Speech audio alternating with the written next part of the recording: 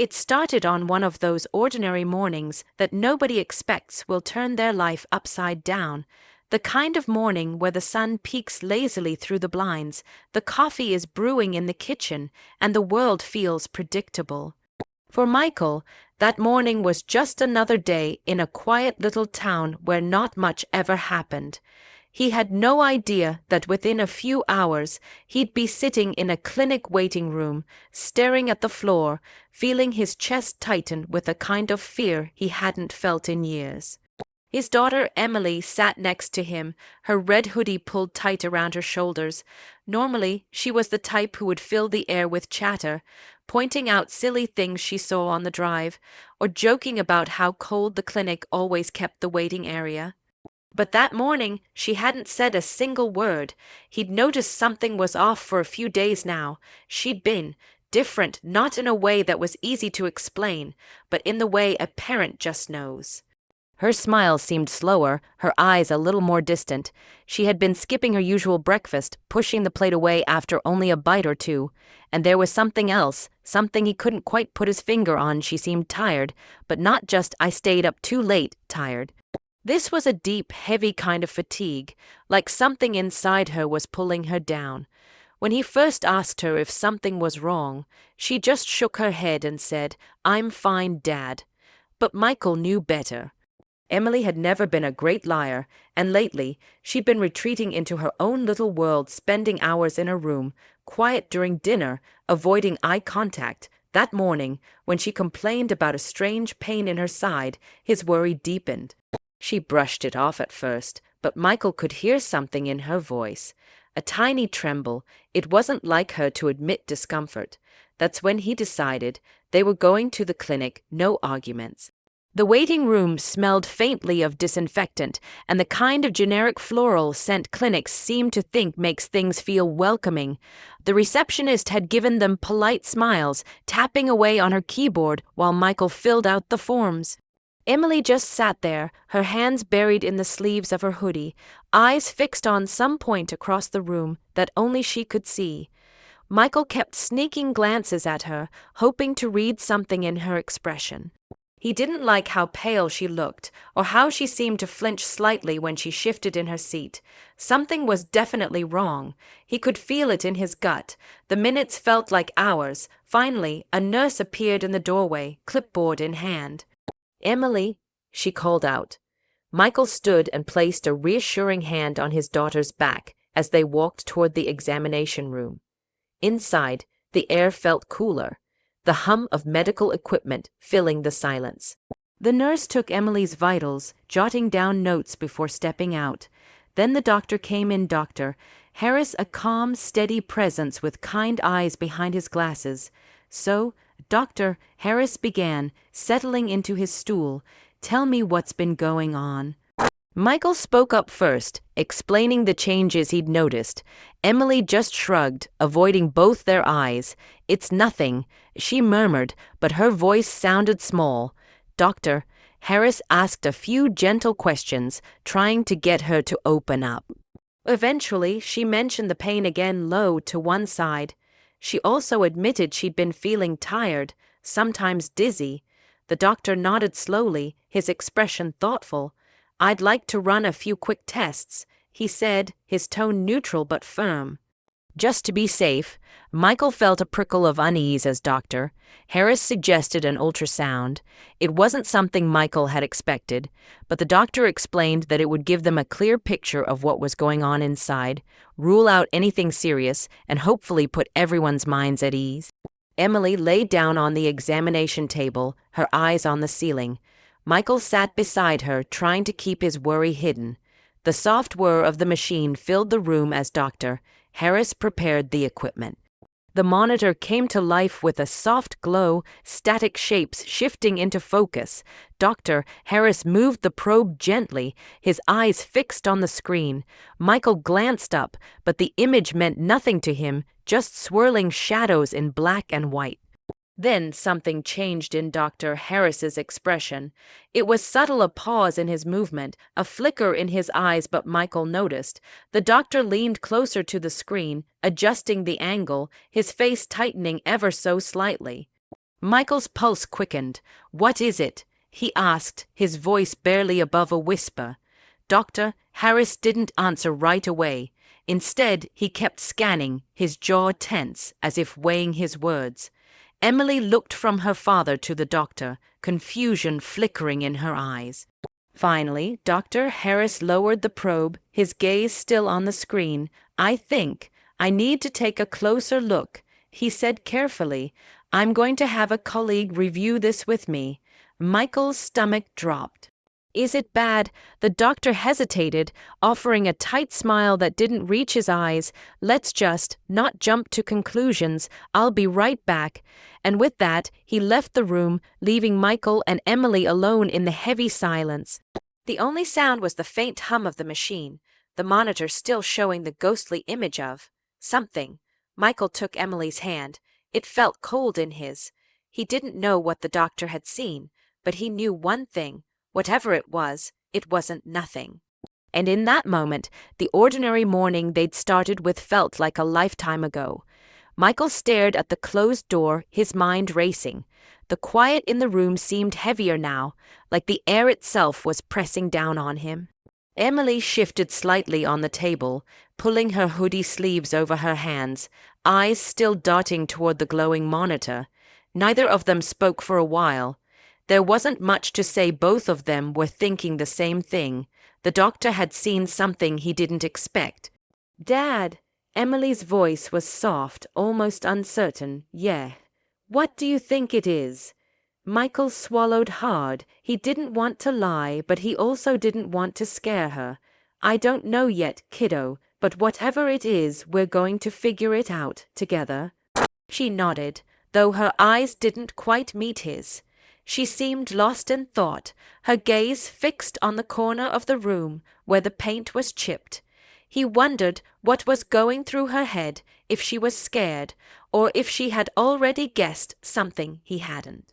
He let his mind wander back over the past couple of weeks. The first time he noticed something was off was after school one day. Emily had come home quieter than usual, skipped her snack, and gone straight to her room. When he'd knocked on the door later, she'd been lying in bed with the curtains drawn. She said she was tired, that she just needed to rest. At the time, he'd chalked it up to a long day. But then it happened again. And again, then the appetite changes started. She was barely touching her food, which was strange for Emily. She usually had the kind of hunger only a young person could have. Then came the strange looks, moments when she'd pause mid-sentence as if she'd forgotten what she was about to say, or when her face would pale suddenly. Michael had asked her about stress at school, about her friends, about whether anything was bothering her. She always said no. He wanted to believe her, but there was something in her tone that made him think she was holding something back. Now, sitting in the small examination room with the hum of the machine still lingering in the air, all those moments came rushing back to him. Was it all connected? Had this been building up for longer than he realized? The door finally opened and Dr. Harris stepped back in, followed by another physician. Michael didn't recognize a woman with short, dark hair and a calm but serious demeanor. She introduced herself as Dr. Patel and moved to the monitor, studying the frozen image. Michael watched the two doctors exchange quiet words he couldn't hear.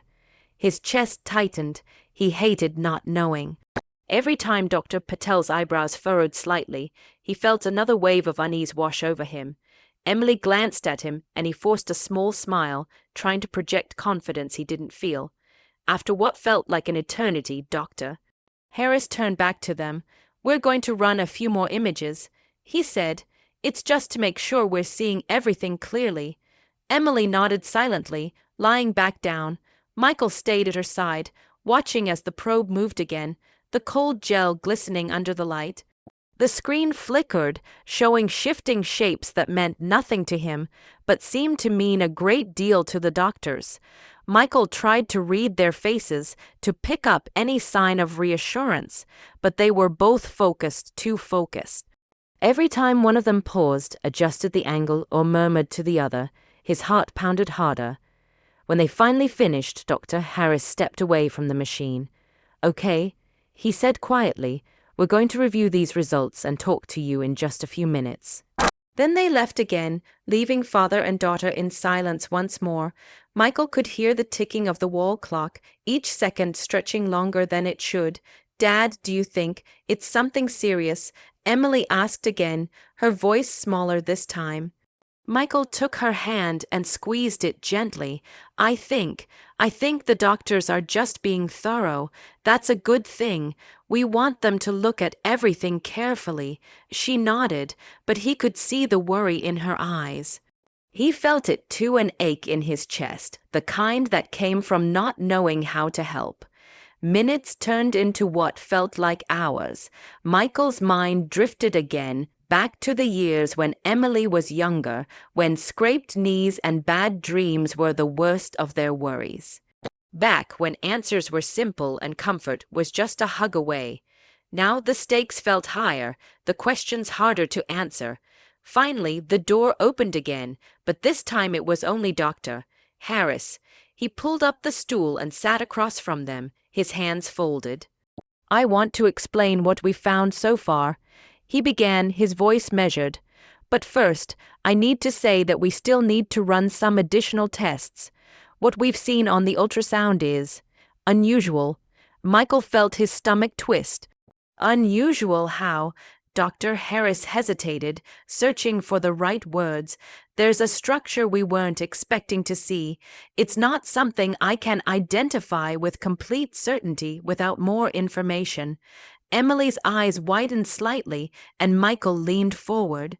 "So what happens now? We'll schedule a more detailed scan," Dr. Harris replied. "It might give us a clearer picture. In the meantime, I want you to monitor any changes, any pain, dizziness, anything new, and let us know right away." Michael nodded slowly, but his mind was already spinning. What kind of structure was he talking about, and why couldn't they identify it? As they left the clinic, the late afternoon sun felt too bright. Emily walked quietly beside him, her hands deep in her hoodie pockets. Michael opened the car door for her, then slid into the driver's seat, starting the engine. The whole drive home, neither of them said much. When they pulled into the driveway, Michael glanced at his daughter. "You okay?" She gave a small shrug. "I guess." Inside, the house felt too quiet. Michael busied himself in the kitchen, making tea while Emily disappeared into her room. He stared out the window, the steam rising from the mug in his hands, his thoughts miles away. He kept replaying the doctor's words in his head. Unusual, structure, not something I can identify. It was the kind of language that didn't sit right, careful, guarded, almost like they were trying not to alarm him. That night he barely slept. Every sound in the house, the creak of the floorboards, the hum of the refrigerator, seemed louder in the dark. His mind kept circling back to the same questions, none of which had answers yet. In the morning, Emily seemed quieter than usual. She sat at the table, picking at her toast, eyes distant. Michael decided not to push her. For now, they just had to wait for the next appointment, but waiting felt like the hardest part. The days that followed were slow and uneasy. Michael found himself watching her more closely, the way she moved, the way she breathed, the way her expression sometimes clouded over like she was somewhere else entirely. He wanted to believe it would all turn out to be nothing, but deep down, a part of him knew that life didn't give warnings like this without a reason, and so the tension hung in the air between them, unspoken but heavy. Whatever the doctors had seen, they were going to find out soon. Michael couldn't stop thinking about the moment Dr. Harris's expression had changed. It wasn't just curiosity he'd seen in the doctor's eyes, it was something sharper, more cautious. That image kept replaying in his mind like a scene in a film he couldn't pause. Even when he tried to distract himself with work or house chores, the thought slid right back in, making his stomach knot. In the days after the clinic visit, Emily seemed to live in two different worlds. There were moments when she'd almost seen herself again asking him about dinner, commenting on the neighbor's new dog, even smiling at a funny video on her phone. But then, just as quickly, she'd go quiet, her expression distant, like she'd been pulled somewhere far away. Michael noticed her checking the time more often, as though she was counting down to something. One evening, while she was in her room, Michael stood in the hallway outside her door, debating whether to knock. He didn't want to pry too much and push her away, but he couldn't ignore the growing unease. Finally, he knocked gently. "Yeah?" Her voice came from inside. He stepped in. The room was dimly lit, curtains drawn, a faint glow from her bedside lamp. She was sitting cross-legged on her bed, a notebook open in front of her. When she saw him, she quickly closed it and set it aside. "How are you feeling?" he asked, keeping his tone casual. "I'm fine," she said, though her eyes flickered away. "Any more pain?" She hesitated for just a second. "Not really, just tired." Michael studied her face for a moment, then nodded. "Okay, just remember, if you need to talk about anything at all, I'm here." "I know," she said quietly. He left the room, but the image of her quickly closing that notebook stuck with him. She'd never been secretive before, not like this. He told himself it was probably just personal thoughts or schoolwork, but the doubt wouldn't leave him. That weekend, they got a call from the clinic. The detailed scan was scheduled for Wednesday morning. Michael marked it on the calendar, but the days leading up to it felt like walking a tightrope. He tried to keep things normal, making pancakes on Sunday, going for their usual walk in the park, but he could tell Emily's mind was somewhere else entirely. At the park, she kept glancing over her shoulder, as though expecting to see someone. When he asked if something was wrong, she just shook her head. On Monday night, while Michael was taking out the trash, he noticed something strange. A car was parked down the street with its headlights off. At first, he didn't think much of it, but when he came back outside a few minutes later, the car was still there. It pulled away slowly when he looked directly at it. He stood there for a while after it disappeared, wondering if it was just a coincidence or if he was letting his imagination run wild. The next morning, he mentioned it to his neighbor, Mrs. Green, who was always outside tending to her plants. She frowned. "That's odd. I saw a similar car a couple of days ago, just idling over there. I thought maybe they were lost." Michael nodded, but the unease settled deeper. It was probably nothing, but in the middle of all this uncertainty with Emily's health, probably nothing didn't feel reassuring anymore. That afternoon, Emily's friend Clara stopped by to drop off a book Emily had lent her. Michael greeted her at the door, and she hesitated for a moment before speaking. "Mr. Lawson, is Emily okay?" He tried to keep his face neutral. "We're just figuring some things out with the doctor." "Why?" Clara bit her lip. "She's just been different at school, quiet. Sometimes she leaves class early, and she doesn't really hang out with anyone at lunch anymore." Michael thanked her and promised to check in with Emily. When he closed the door, he felt that same heaviness return. Whatever was going on wasn't just something he'd noticed, other people were seeing it too. That night, he decided to cook Emily's favorite meal, hoping it might open her up a little. She joined him at the table, and for a while the conversation was light. They talked about a movie they'd both liked, about how the cat kept getting into the laundry basket. But when Michael gently brought up Clara's visit, Emily's fork froze halfway to her mouth.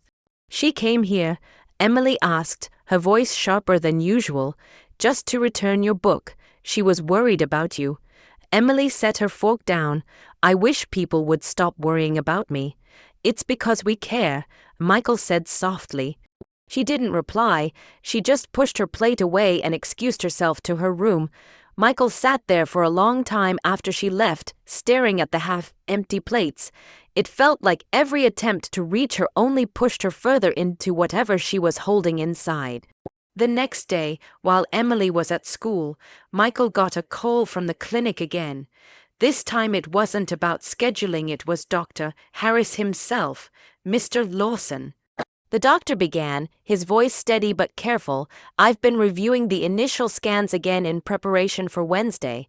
I just want to stress that you should bring Emily in even if she's feeling better. It's important we follow through." Michael promised they would be there. After hanging up, he stood in the kitchen for a long time, the sound of the refrigerator humming in the background. The doctor hadn't said anything alarming outright, but there was something in his tone and urgency just under the surface. By Tuesday evening, Michael could barely sleep. He kept picturing the monitor from the ultrasound room, the blurred shapes, the way Dr. Harris had stared at it like he was trying to solve a puzzle.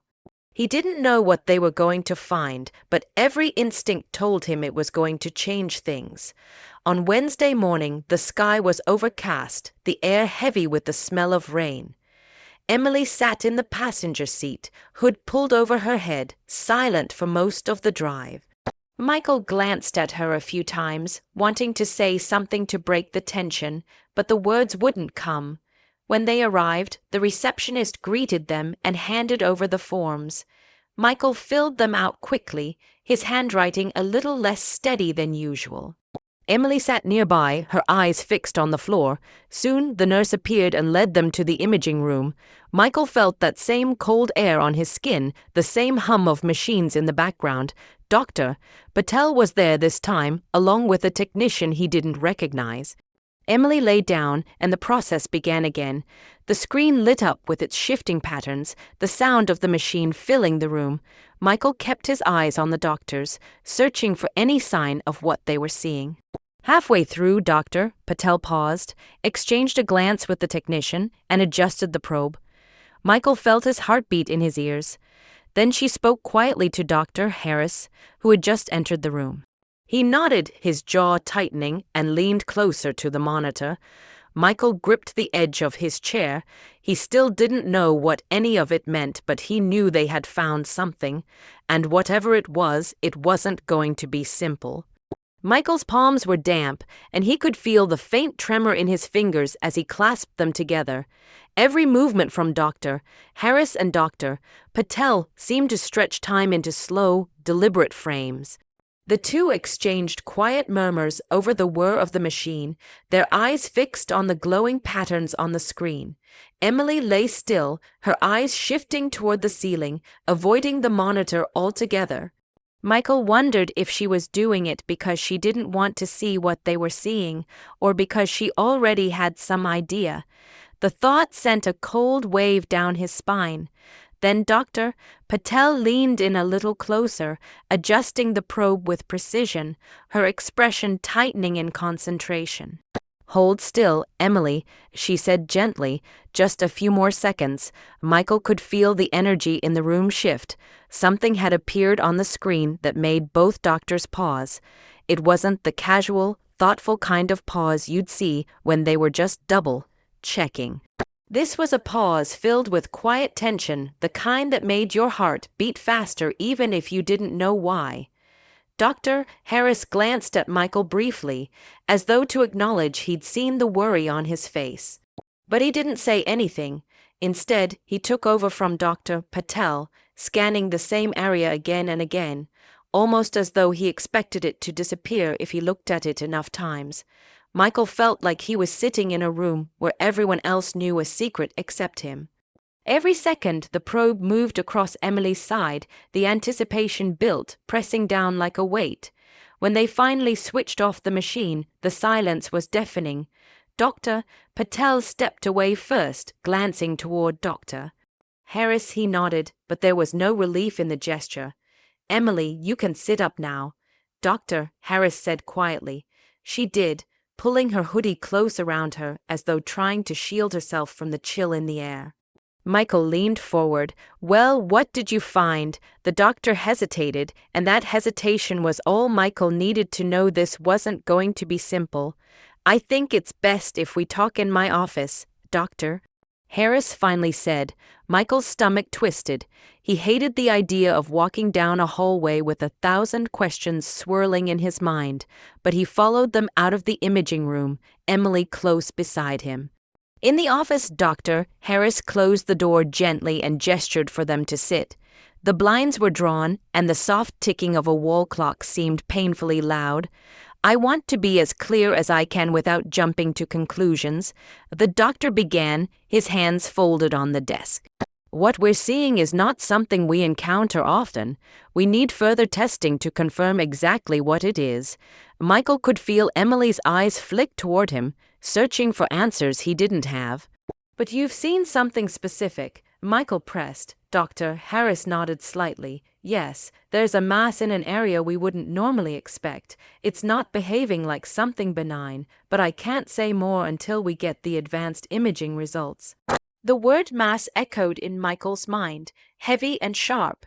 He barely heard the rest of what the doctor said about scheduling specialists and scans. They left the office with a folder of paperwork and an appointment card for the next day. As they stepped outside, Michael noticed the same dark car he'd seen before, parked across the street. The windows were tinted, and this time it didn't drive away immediately when he looked at it.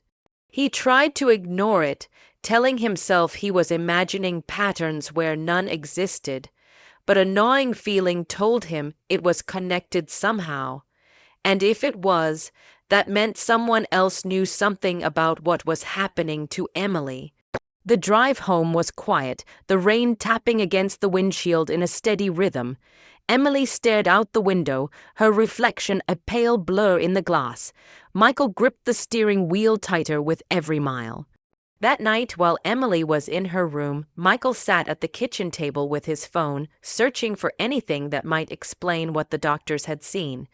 The results only left him more unsettled, vague medical terms, rare conditions, symptoms that sounded far too serious. Halfway through reading an article, the motion light outside flicked on. Michael stood, peering through the blinds. At first, he saw nothing. Then, just as he was about to turn away, a figure stepped out from the shadow near the street, hooded, face obscured. They didn't move toward the house, just stood there for a moment before slowly walking away into the dark. Michael stayed at the window long after they were gone, the unease crawling deeper into him. Between the doctor's guarded words, the strange car, and Emily's increasingly withdrawn behavior, it felt like they were standing at the edge of something big, something dangerous, and he couldn't yet see where it was going to lead. When he finally went to bed, the house felt too still. He could hear the faint sound of Emily moving around in her room, but he didn't want to knock. Whatever was coming, they were both bracing for it in their own way. And as the clock ticked past midnight, Michael realized the worst part wasn't what they'd already seen, it was knowing that the real answer, whatever it was still out there waiting for them. Michael woke to the sound of a door creaking somewhere in the house. For a moment, he thought it might have been the wind or the settling of old wood, but then he heard soft footsteps. They were slow, deliberate, moving toward the front of the house. He slid quietly out of bed, careful not to make the floorboards groan under his weight. In the hallway, the faint glow from the living room spilled across the carpet. When he reached the corner, he saw Emily standing by the front window, her hoodie up, staring out into the dark. "Emily," he whispered. She jumped slightly, turning toward him. I thought I saw something," she said, her voice hushed. Michael stepped closer, looking out the window with her. Across the street, the same dark car sat under the streetlight, engine idling this time. Its headlights were still off, but he could see the faint outline of someone in the driver's seat. "Go back to your room," Michael said gently but firmly. "What if they're watching us?" she asked, her voice trembling just enough for him to notice. "I'll handle it," he replied, though he wasn't sure how. She hesitated, then retreated down the hallway. Michael kept his eyes on the car. After a long minute, it pulled away slowly, disappearing into the night.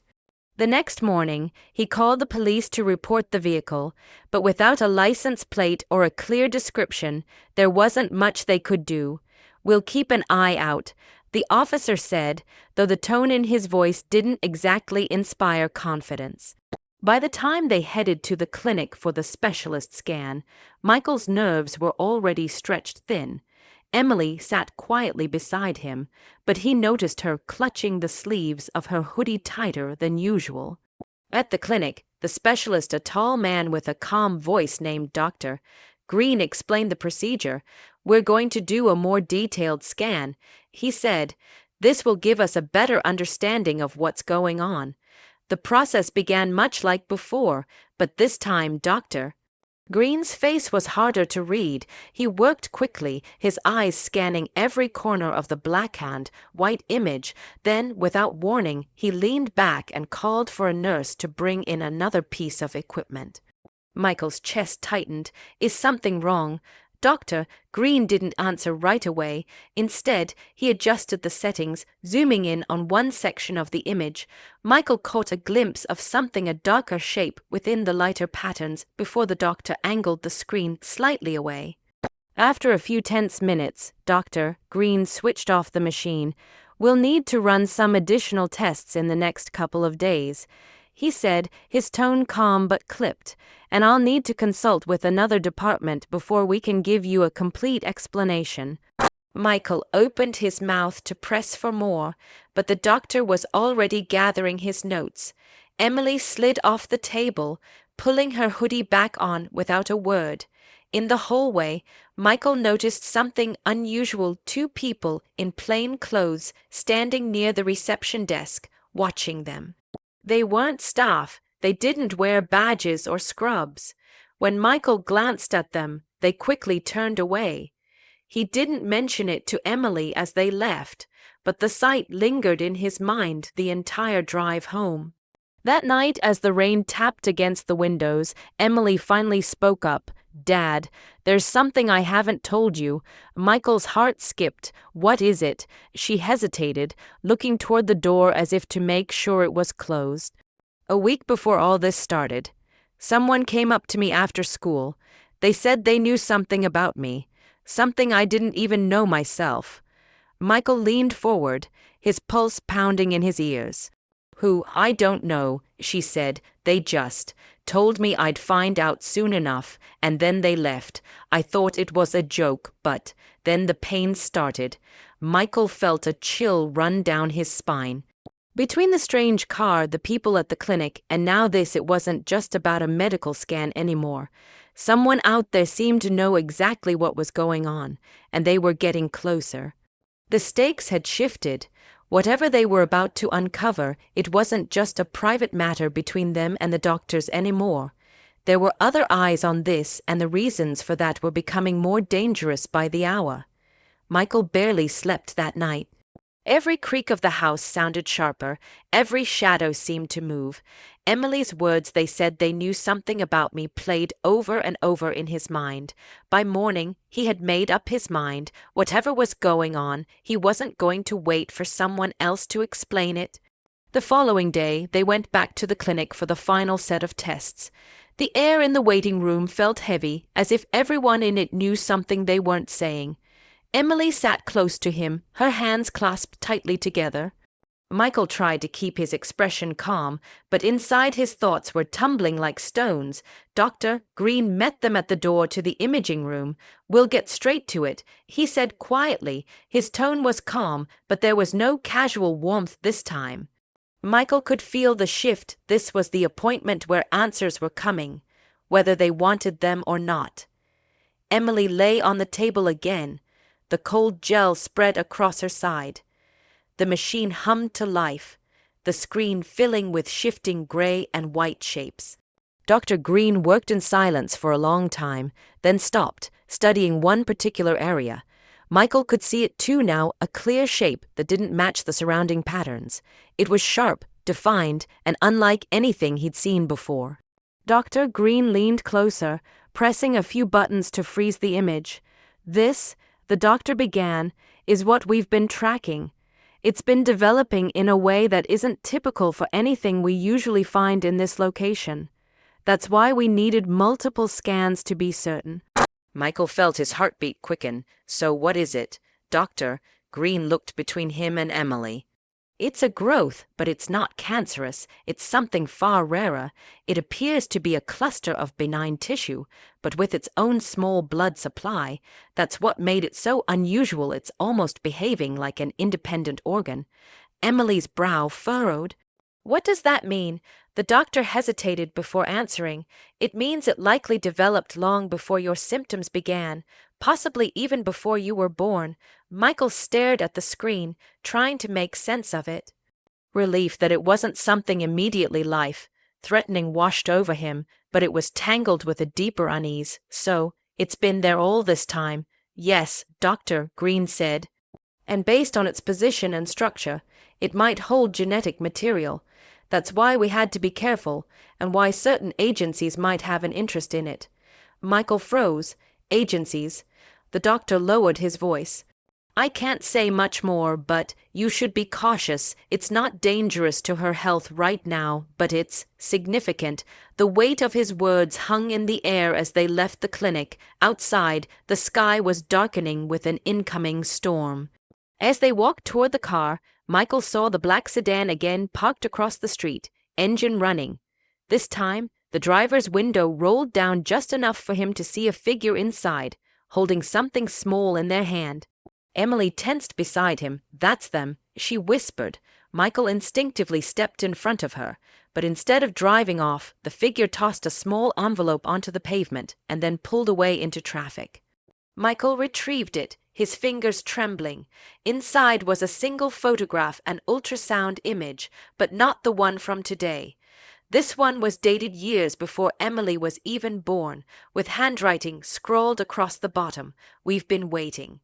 Michael felt the air leave his lungs. Emily stared at the photo, confusion and fear mixing on her face. In that moment, he realized the medical mystery was only the surface. Someone had known about this growth long before Emily's first symptom. And now, they weren't just watching, they were making contact. The relief from hearing "not life," threatening, faded quickly, replaced by a new, sharper fear.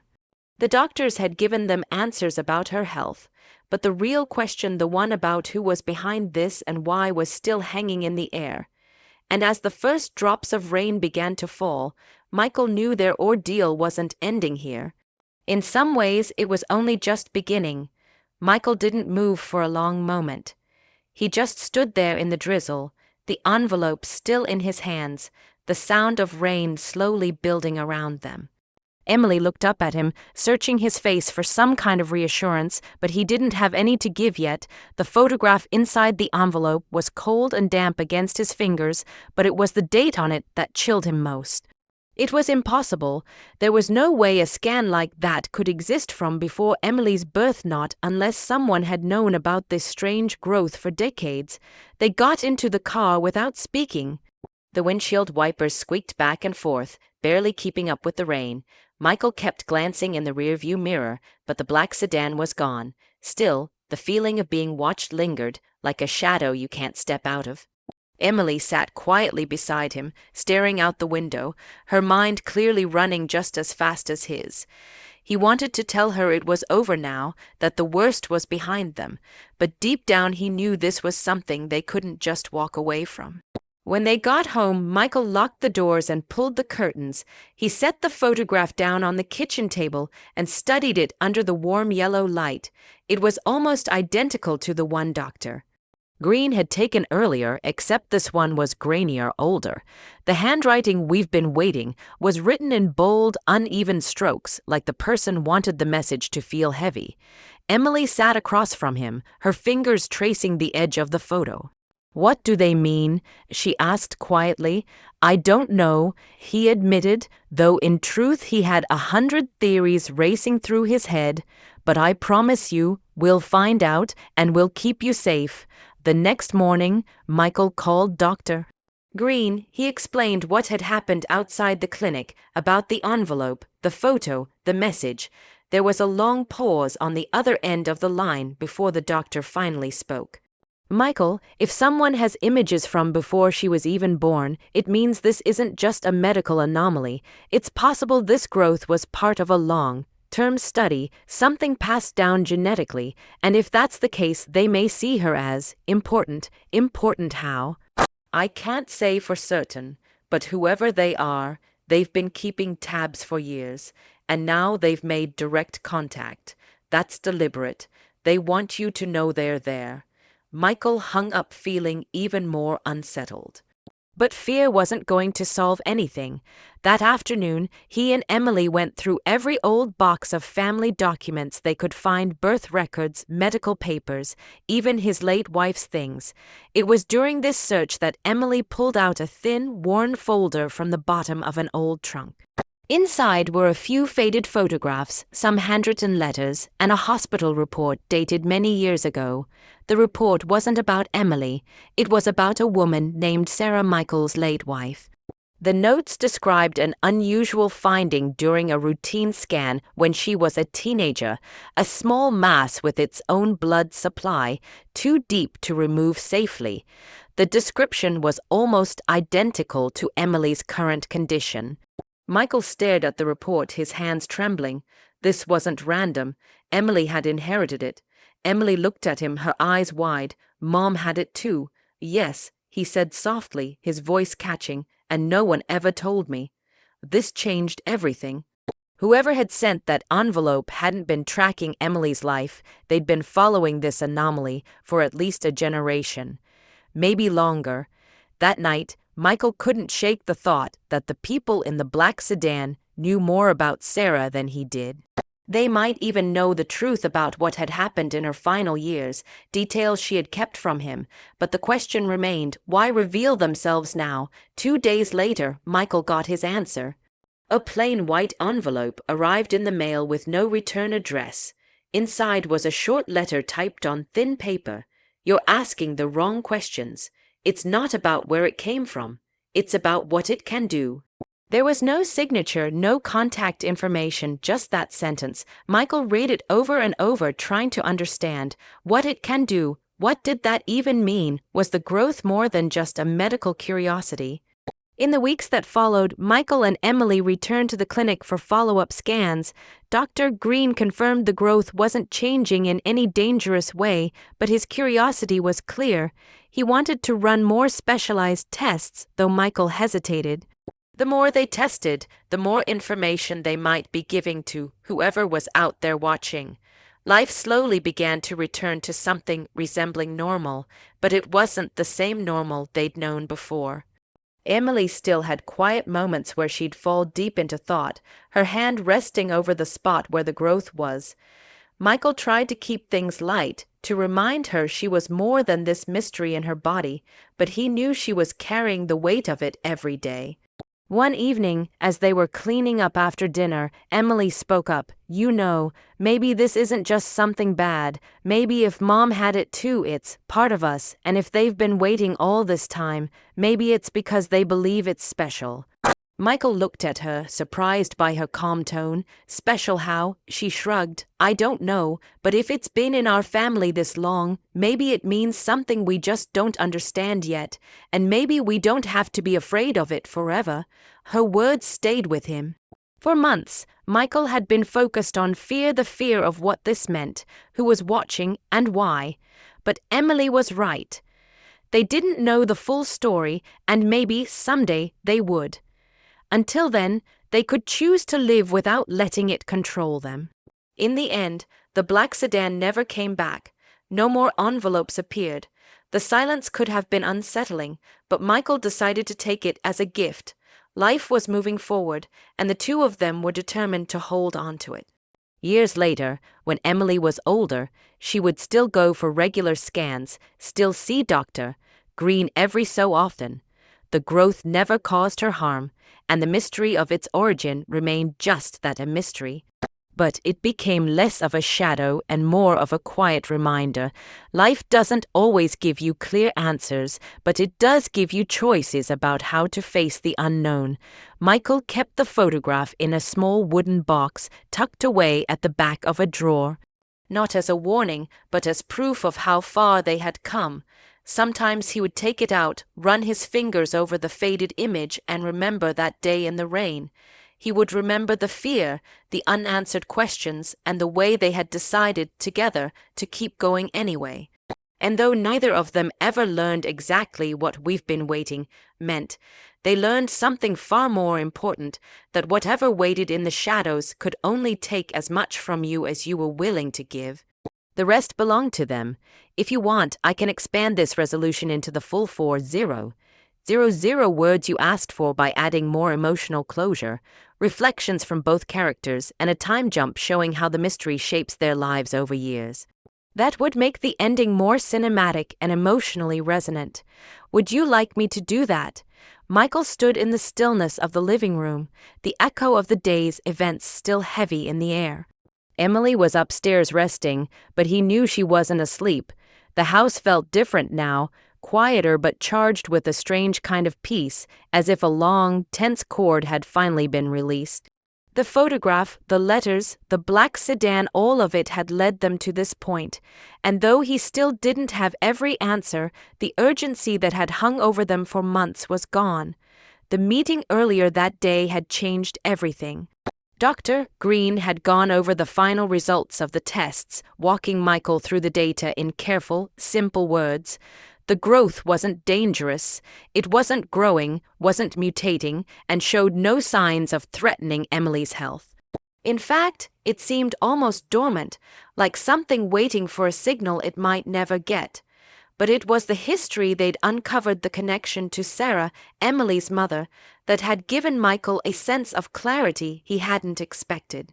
It was part of their family, mysterious, yes, but not something to fear anymore. He realized that maybe the fear had been the thing eating at them more than the unknown itself. That night, Michael made tea and carried a cup upstairs. Emily was sitting on her bed with her knees pulled up, scrolling through old photos on her phone. She smiled faintly when he came in. Couldn't sleep? He asked. Not really. She admitted. I keep thinking about Mom, and how she must have known about all this.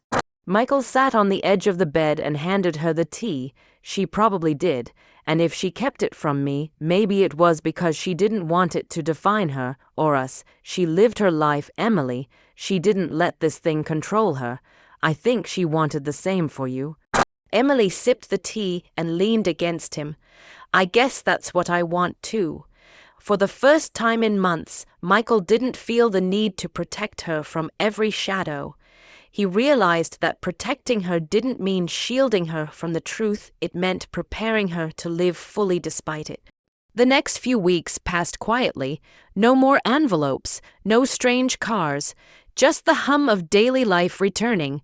They went grocery shopping, made weekend breakfasts, argued about movies, and even laughed more often. It wasn't that the mystery had vanished, it was that it no longer felt like it had claws in them. One afternoon, while Emily was at a friend's house, Michael took out the old photograph one last time. He studied the grainy image, the haunting familiarity of it. The handwriting still puzzled him. We've been waiting. Maybe it wasn't meant as a threat. Maybe it was a reminder that life had been waiting for them to live it, instead of being trapped in fear. He placed it back in the wooden box, but this time he didn't lock it away in the attic. He kept it in the desk drawer where he could find it if Emily ever wanted to see it again. By spring, the world outside their window was changing. Flowers began to bloom in the small garden Sarah had planted years ago, and Michael felt a shift in himself too. The worry that had weighed on him had lightened, replaced by a quiet gratitude. He'd learned that answers aren't always the thing you need most. Sometimes it's enough to know you can keep going without them. One evening, Emily came home from school with a stack of college brochures. She spread them out on the kitchen table, her eyes bright with possibility. I've been thinking, she said, maybe I want to study biology or genetics. I mean, I don't know for sure, but I want to understand things like this, not just for me, but for other people who have their own mysteries. Michael smiled. I think that's a great idea, and whatever you choose, I'll be here.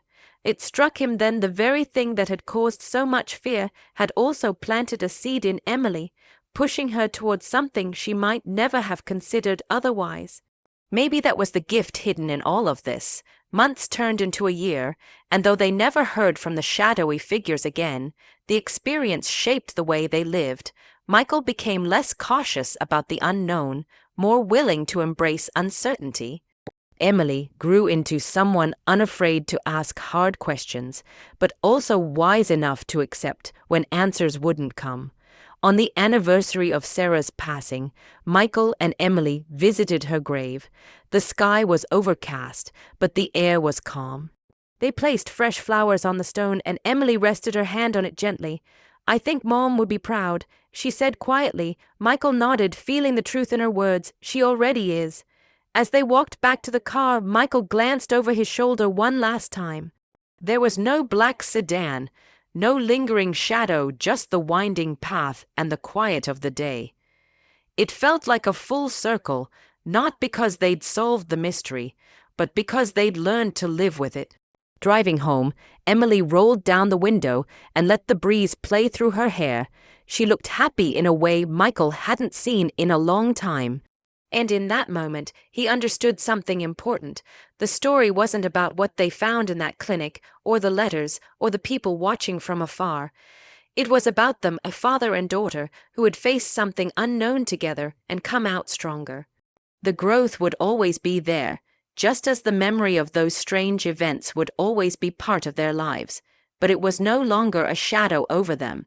It was a quiet reminder that life isn't about waiting for every mystery to be solved, it's about living fully in spite of them. And so they did.